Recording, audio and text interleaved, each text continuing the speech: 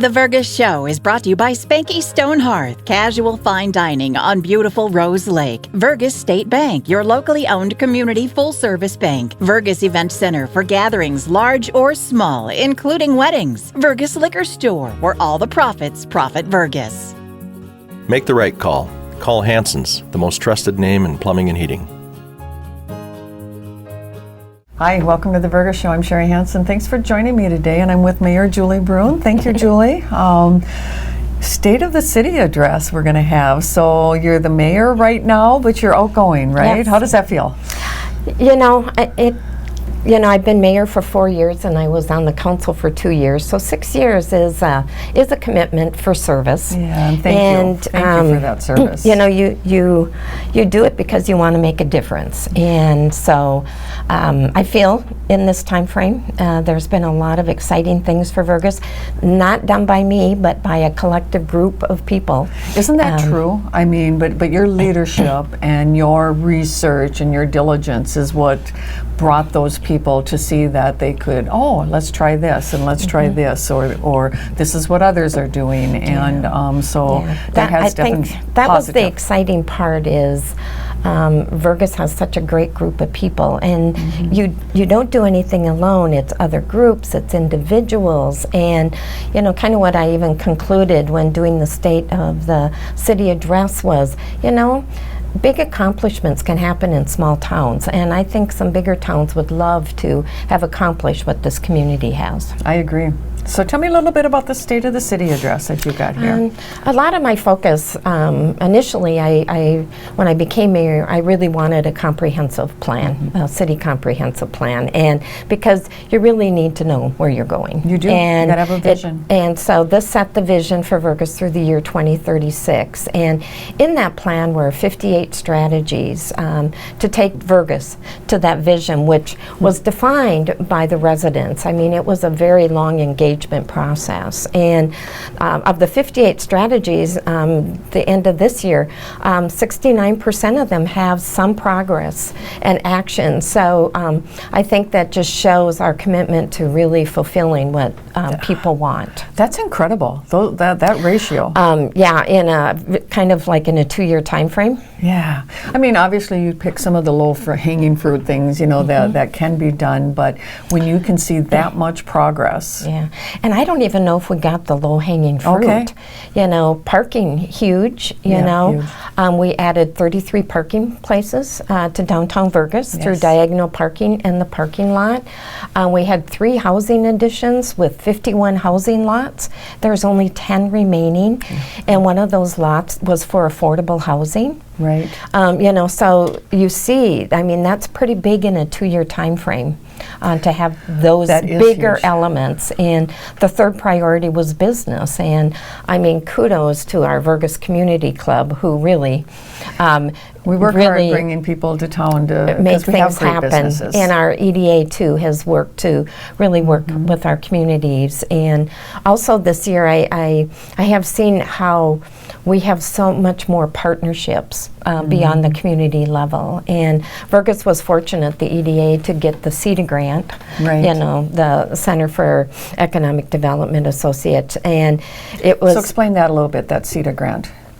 It was a grant for rural capacity programming, so it entailed getting $15,000 and 150 hours of technical assistance. So that was really instrumental to talk to the businesses, do a survey of what their needs are. It entailed a first impressions review, and then ultimately it resulted in providing a grant, a 50-50 matching grant for the businesses to do some exterior facade improvements. And it could be up to $5,000 for that business, which is pretty significant. That's and huge. So I've heard some excitement about that from yes, the business owners. I think there is like, oh wow, something for us. And as I said, the community club has just been so instrumental in promoting our business growth and activity. You talked about the CETA grant. Tell me a little bit about the energy grant that you've been working on. That really is kind of my baby. Yes, I want to hear about that. You know, it kind of transpired when I went to the League of Minnesota City Conference, and you just hear about all this money out there and a real focus on rural. And it's like, why not us, you know? So I initially wrote a CERTS grant, which we didn't get, which is highly competitive with larger communities.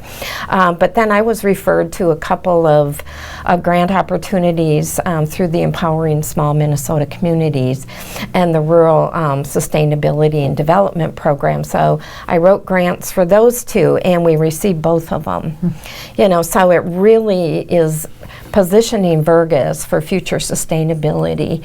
And to date, there's been $50,000 that has been put into this to do energy audits. Otter Tail Power came in through their contracted service and did energy audits on our municipal buildings. It also was building audits to look at the physical structuring of the buildings. And then it also entailed doing an analysis and trending of energy consumption. So it's really data deep, very data deep. And so we are now in the point in just applying for another grant from the MPCA, which is the Minnesota Control and Pollution, and to actually implement some of the findings on efficiency.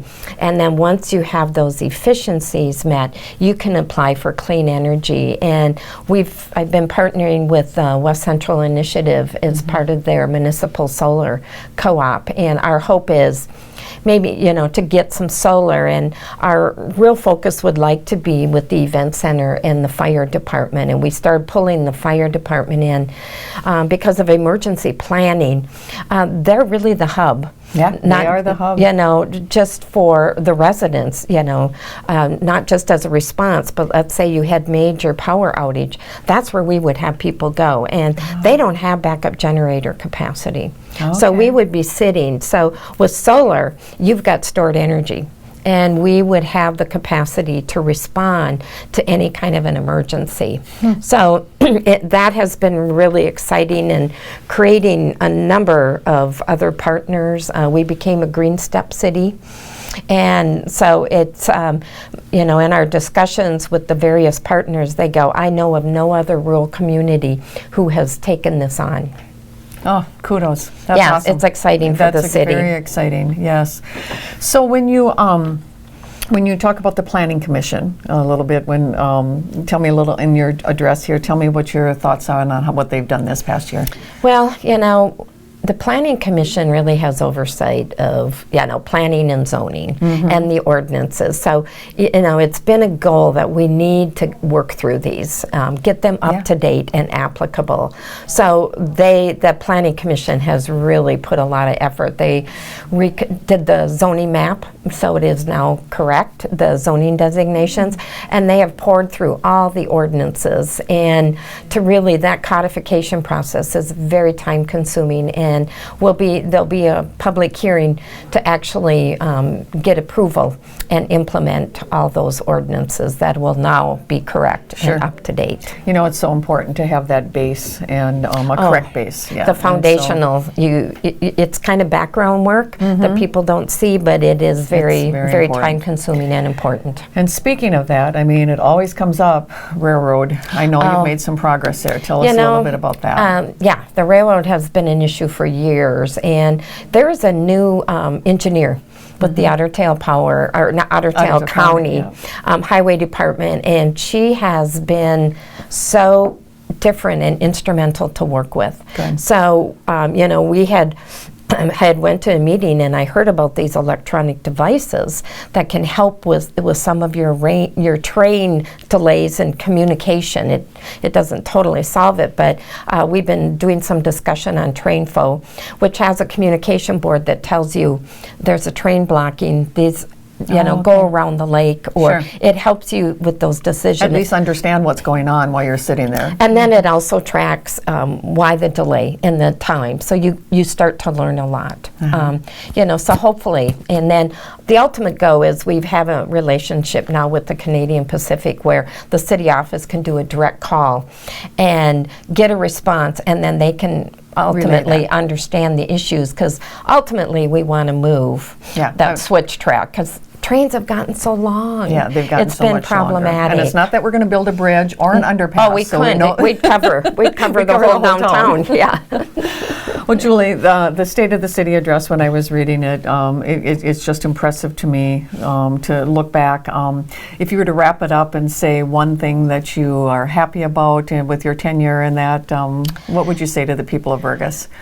One of the things that you measure that did you make a difference is things are better than when you started. And I can honestly say that. But I think what has been so fun is the amount of just working with the different individuals in the community and the different groups. That passion and engagement, I think most communities would just relish in, and we just have it. We have it. But it doesn't just happen. And so thank you for your part in doing everything that you've done. Thank you for all your work with Community Club. There's a lot of people. Yeah, and just like we said, and I love your quote. If you want to read that at the end there, from Margaret Mead. Oh, it is one of my favorite quotes from Margaret Mead is, "Never doubt that a small group of thoughtful, committed citizens can change the world. Indeed, it is the only thing that ever has."